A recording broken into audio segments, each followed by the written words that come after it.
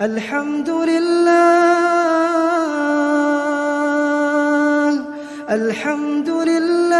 على نعمة الإيمان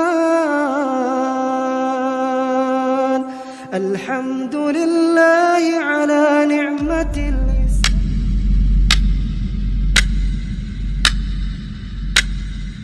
اب جنہوں نے حسین ابن علی کو یا اہل بیت کو قتل کیا تو لوگ کہتے ہیں جی کلمہ گوئی تھے نا، جی مسلمان ہی تھے نا، ایک نہ ایک دن جنت میں ہو سکتا ہے اللہ چاہے تو معاف بھی کر دے.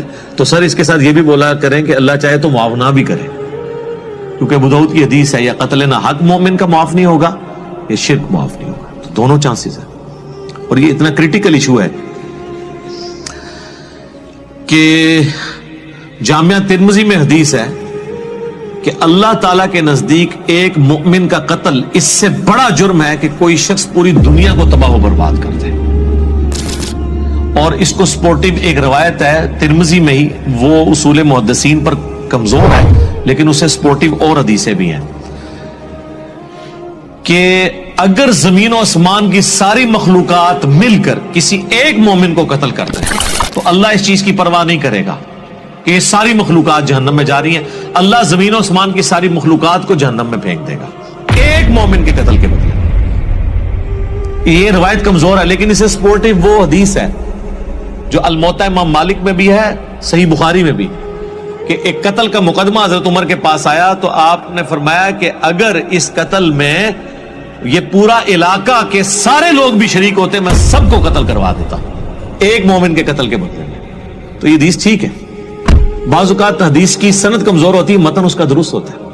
اس کو سپورٹیو وہ حدیث بھی ہے جو جامعہ ترمذی میں بھی ہے، سنن ابن ماجہ میں بھی، موقوفاً روایت اس کی ذرا مضبوط ہے کہ عبداللہ بن عمر بن عاص خانہ کعبہ کی طرف دیکھ کے کہتے ہیں کہ تیری خوشبو بڑی اچھی ہے لیکن ایک مومن کی حرمت اللہ کے نزدیک تجھ سے بھی بڑھ کر ہے. جی جامعہ ترمذی میں حدیث ہے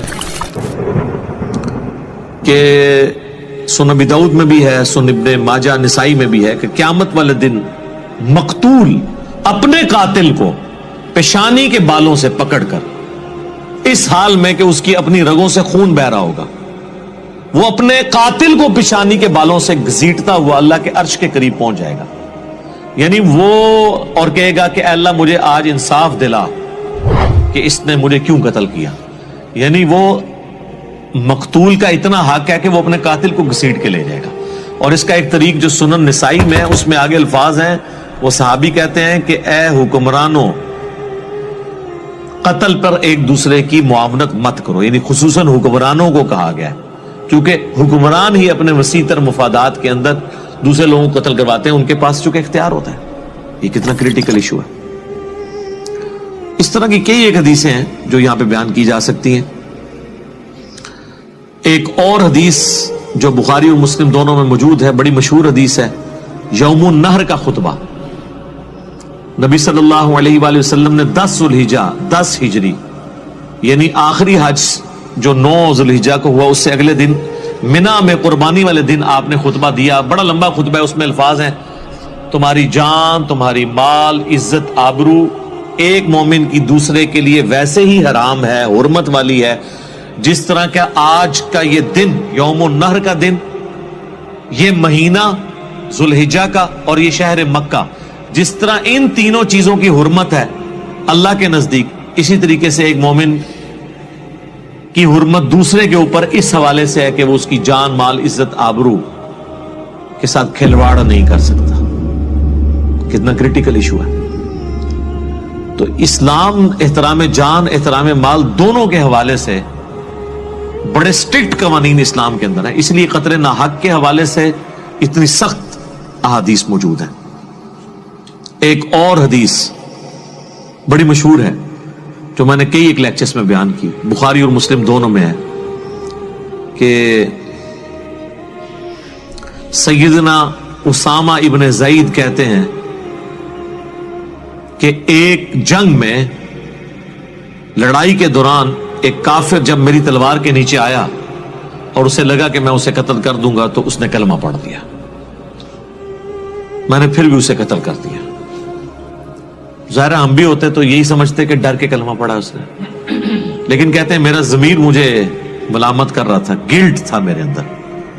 میں نے آپ صلی اللہ علیہ وآلہ وسلم کی خدمت میں آ کے عرض کیا، اللہ کے رسول، اس طرح ایک لڑائی کے دوران ایک کافر جب میری تلوار کے نیچے آیا تو اس نے کلمہ پڑھ دیا تو میں نے اسے قتل کر دیا. آپ نے فرمایا جب وہ کلمہ پڑھ رہا تھا پھر بھی تو نے اسے قتل کر دیا. انہوں نے عرض کیا رسول اللہ وہ ڈر کے کلمہ پڑھ رہا تھا. آپ نے فرمایا تو نے اس کا دل چیر لیا تھا. جان کی مان پاؤں تو عرض کروں، لوگ تو کہتے ہیں کہ بزرگ جو ہیں دلوں کا حال جان لیتے ہیں، اور پھر ہمیں وہ ایک پوری سٹوری بنائی ہوئی ہے کہ جی کم سے کم صحابی بھی جو ہے نا درجے والا، اس کے گھوڑے کے قدموں سے جو خاک اڑ کر گھوڑے کے نتنوں میں بیٹھتی ہے اس کو بھی کوئی غوث کتب ابدال جو انہوں نے اپنے ایک کہانیاں بنائی ہوئی ہیں کلندر نہیں پہنچ سکتا. تو جب اسامہ ابن زید جیسا جید صحابی وہ یہ کہہ رہا ہے، اس سے نبی علیہ السلام پوچھ رہے ہیں کہ کیا تو نے اس کا دل چیر لیا تھا، تو اس کو کہنا چاہیے یا رسول اللہ بالکل، جب میرے گھوڑے کے قدموں کی خاک کے برابر بھی جو لوگ نہیں ہیں وہ لوگوں کے دلوں کے حال جانتے ہیں تو میں تو پھر بہت بڑا بزرگ ہوں.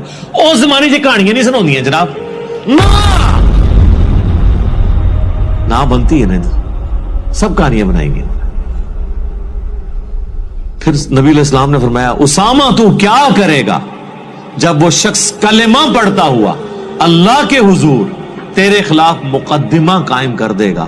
اور یہ جو جملہ ہے نا اسامہ تو کیا کرے گا، یہ حضور ریپیٹ کرتے رہے، اسامہ تو کیا کرے گا، اسامہ تو کیا کرے گا، اسامہ تو کیا کرے گا، حتیٰ کہ اسامہ ابن زید کہتے ہیں میری خواہش ہوئی کہ آج سے پہلے میں کافر ہوتا، آج ہی کلمہ پڑھ کے مسلمان ہوتا، کم از کم میرا یہ گناہ تو دھل جاتا.